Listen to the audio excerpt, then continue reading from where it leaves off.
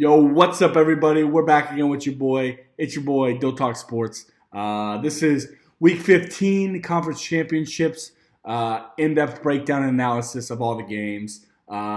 Just want to shout out my boy, Cullen. He's giving me a little new suggestion that we're going to try a little bit more, brash and kind of how I talk about sports, actually, be a little bit more personable. So let's kick right in. We're starting off with the first game that I predicted, Jacksonville State, Western Kentucky. What the fuck was I thinking, guys? That's on me completely. Fucking Western Kentucky just outclassed in every sense of imagination. Jacksonville State 52, Western Kentucky 12.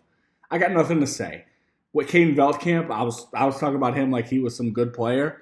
That's on me, guys. He's not very good. They got dominated in every facet of the game. Out-coached, out-hearted, outplayed, out-defense, out-offense, out-special teams. Everything you could think of. Western Kentucky just looks like they weren't even. Were they D2? Were they a D2 team? They're trying to get demoted. I don't even know what happened. The quarterback for Jacksonville State, he had 176 passing yards. Don't know what he ended up rushing for, but he ran all over them. The running back, 201 rushing yards, 3 touchdowns. They just got ran all over, like abused. I mean, they won the game last week. Yeah, it was on a last-second field goal, but they actually looked like a decent team. I got nothing to say about that game. Watched the whole game. Couldn't even bear to watch the end of it. It was unbelievable what happened to that team. They got absolutely dominated. Every single aspect. Thought they had a chance. No chance at all. So we'll knock that one up. I got emotional about that pick. They got their ass kicked. That's what it is. So that's the last time we ride with Western Kentucky for a while. But anyways, next game we had was UNLV Boise State. This was the right prediction by me. Boise State won that game 21-7. Good old hard Mountain West matchup. Maddox Madsen started off the game good. He led him to the first touchdown, 18 for 27, 158, 1 touchdown. But again, Ashton Jonte carried that team, 32 carries, 209 yards, 1 touchdown.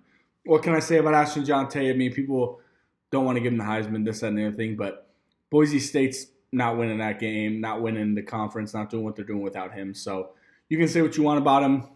He's a great player, a great kid.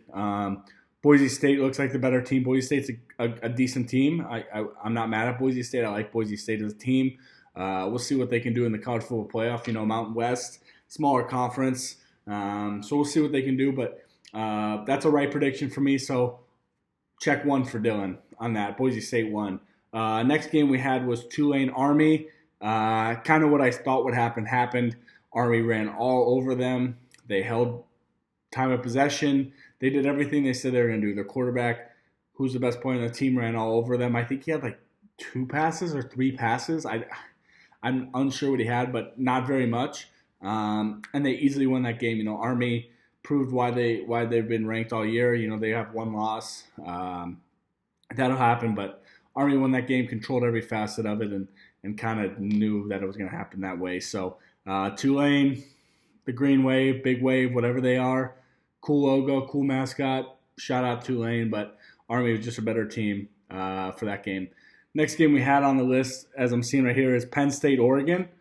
And that's another right one. I had Oregon predicted, but Penn State actually played a lot better than I thought. It was a 45-37 game. I didn't think Penn State was going to hang in there and do what they did, but it seemed like they did, and they had a chance to win there. So got to give Penn State more credit than I thought I was going to give them, but Oregon pulled it out at the end. Dylan Gabriel, what's his 27th year in college. I'd hope he'd be dominating. I mean, he's been playing forever. He should be dominating. But 283, 4 touchdowns, a great game for him. Can't be mad at that. Penn State's running back, 14 carries, 124, 1 touchdown. That's really, really good. Wow. I mean, Dylan Gabriel's receiving yards passing yards all went to one dude. 11 receptions, 181, 1 touchdown. So Oregon wins that game. They stay the unanimous number 1 team in the country, but they're nothing special based on what I saw. Penn State showed me a lot offensively and defensively. James Franklin showed me a lot that he can coach a little bit, so not mad at that. And love to see what's going on here, and hopefully get a good playoff coming up. We'll see what happens with Penn State. I like that what they're doing and how they're building. So Oregon gets the win pretty easily. New Big Ten, very weird that Oregon's in it, but we'll see what happens there. Next game, Georgia, Texas. I was wrong. So I admit it. I was wrong. I thought Texas was going to get the revenge. It was 19-22 game, went into overtime, so Texas had the opportunity. It was just a good, old, hard-fought game. I mean, Georgia made the plays at the end to win the game. Georgia has that national championship pedigree. They have the better coach. They have the better players, it seems like. They've just been in these situations more than Texas has. And when you have that, you're more likely to win those games. But Quinn Ewers, I mean, people will say bad things, but 27 for 46, 358, one touchdown. Really good game for the kid. I think Texas, when Arch Manning comes in, is going to be a lot better. We're going to see what happens with that. But Texas is still going to be in the playoff. We'll see what happens with them. But Georgia's, they find ways to win at the end. They were in that overtime game last week. They were in an overtime game this week, and they win games. Carson Beck getting hurt doesn't help. I mean, if we're talking about last year, I mean, Florida State, Georgia doesn't have their starting quarterback. We might as well not keep them in the playoff, right? Right? That's how it works? I'm kidding. I don't care. I think that was the right thing to do, especially with Florida State. I mean, 14 playoffs different. If it was a 12-team playoff, Florida State would have been in. So, and their all other players wouldn't have opted up. They got blown out by Georgia. They had all second stringers in. Of course they did. So, that's what happened in Georgia, Texas. But good overtime game. Texas proved to me that they can win games when they need to. Win games when they need to. They lost. But playing big games and show that they can do what they should be doing. I mean, Golden, the receiver, 8 receptions, 162. That's a big game for him. So excited to see how the rankings stack up. But Georgia, Texas was a great game today that I watched. Very happy to watch that. Next game was Clemson, SMU. SMU, what are you guys doing, man? They fought all the way back. They were down the whole game, playing so bad, fought all the way back, tied it with like 20 seconds left, and they let them return the kick all the way into field goal range, man. That's just unacceptable. Well, actually, I think you're a great coach. I think you got a lot going on, but that's unacceptable, man. Kevin Jennings really balled out. Joey is 31 for 50, 304 yards, 3 touchdowns. Brashard Smith, 24 carries, 113 yards. SMU is a good team. Clemson won. Clemson does have that national championship winning coach, that championship pedigree. They've been in these situations. SMU hasn't been in these situations in a long time, so that's what I should have went with. I was picking emotionally before, but now I can see, you always go with the pedigree. Championship pedigree usually wins, and that's what we saw in this game. But SMU showed me a lot when they fought back at the end of the game. I mean, 17 points in the fourth quarter compared to 3. That's a big game. So I think SMU should still get in. We'll see what the playoff committee does because they hate SMU. They hate non-big teams that aren't going to bring it. But there's no way we should let Alabama in. Alabama lost to 2 6-6 teams this year. I don't care who they are. 2 6-6 teams.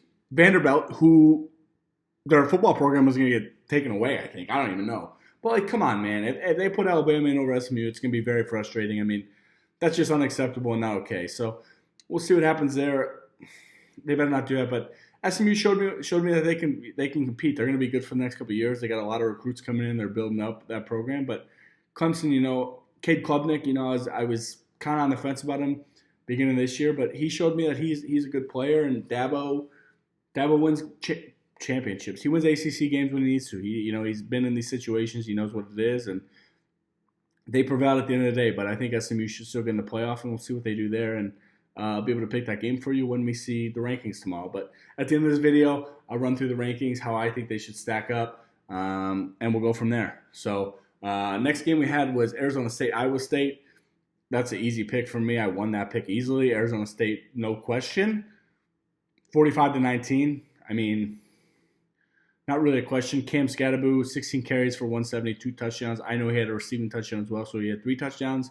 The quarterback, 12 for 17, 219, 3 touchdowns. I mean, Kenny Dillingham's just a better coach. Seems like Arizona State was just a better team. So we'll see what happens with Arizona State in the playoff. I think that could be a kind of a sleeper team that not a lot of people are thinking about, but could surprise some people if given the right opportunity. I didn't watch the game, but based on what I'm seeing, Arizona State's a good team. I watched them throughout the year. Scatterboo's a really, really good running back that I think doesn't get the talk about as he should. He's a really good player.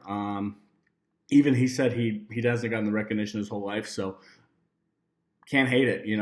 I respect a young brother trying to ball out and talk himself up. I mean, we love that, and we make a name for ourselves. So go Forks. Arizona State with a big win. Next game, Miami, Ohio, man, the Redhawks. You guys let me down. I only picked you based off someone I know going to a school named the Redhawks, and I know someone went to Miami, but just got stomped on. Got nothing to say. Didn't watch the game. Fucking embarrassing, man. That's just fucking embarrassing. 38-3. You guys are terrible. 3 points in the first quarter and no points the rest of the game. I mean, I got nothing to say about that. You would be looking at the side of ESPN and every stats for Ohio. So, Ohio, well-deserved action. I hope they have a good year. I don't know what they're going to do, what bowl they're going to play in, but go Bobcats, and we'll see what happens with them. Next game, another one, didn't watch. Marshall, Louisiana, Lafayette. Marshall won easily. Should have picked fucking Marshall. I guess I knew Marshall was better. We used to play in Conference USA, which was a better conference. I mean, the Sun Belt, bro. It's the fucking Sun Belt. And I'm talking about Marshall like they're going to lose. They used to be in Conference USA with some actual teams. Talking about fucking Louisiana, Lafayette. Another team. 3 points in the first quarter, 0 points the rest of the game. That's just fucking unacceptable. Who's coaching these guys, man? Like, let's fucking get it together, coach. Again, you look on the side, it's all Marshall stats. Quarterback, 18 for 26, 193, 2 touchdowns. Jay Houston, 17 carries, 117, 1 touchdown. T. Chapman, 8 receptions, 86 yards, 1 touchdown. What the fuck? What the fuck happened, Cajuns? Damn sure not going to fucking get some Cajun fries, Cajun shit from Popeyes today. Fuck that. Marshall won, better team. Go fucking Thundering Herd. That's all I got to say about that. That's my recap of that today. We're going to give a couple more shout-outs to some teams. South Dakota State, shout-out, big win. The Jackrabbits, go Jackrabbits. Montana State played Utah. Not Utah. UT Martin. Montana State, shout-out UT Montana State. Coach Vegan from University of Wyoming, you're there doing a great job as a coach. Hopefully y'all win that FCS national championship. I'm rooting for y'all, Montana State. I think they're going to play South Dakota State in that FCS national championship, but we'll see. And then North Dakota State, with another big win. I mean, North Dakota State's a really good team. Always has been. They've been dominant for all those years. That's another coach from University of Wyoming that's now the head coach at NDSU. So people can say what they want about Wyoming, but shout out Pokes, Josh Allen, Vegan, Dickert, Tim Polasek, all coaches, all great coaches, and kind of running programs so well. FCS kind of blowing up this year just based off the fact that, they're actually giving opportunities to kids that feel like they should get opportunities. FBS recruiting is kind of bad. A lot of kids slip through the cracks because they're not hyped up. They don't have stars, whatever, but they're actually ballers, and you can see that in FCS football. And then last one I see is South Dakota with another big win. So shout out the northern west of the United States. You guys are representing for everyone and keep balling out. And we'll give you a recap on those when we get there. But that's my recap of those games this week. So how do I think it's going to stack up in the playoff? We're going to go in no particular order. We're just going to go teams that I think are going to be in. I mean, clearly the automatic bids are Arizona State, Clemson, Georgia, and Oregon. So that's 4. So we're going to go Penn State, 100%. They show that they should be in. Texas is 6. SMU, whatever y'all say, SMU, 7. Boise State, Notre Dame's going to have to be in there. I know Notre Dame's going to be in there.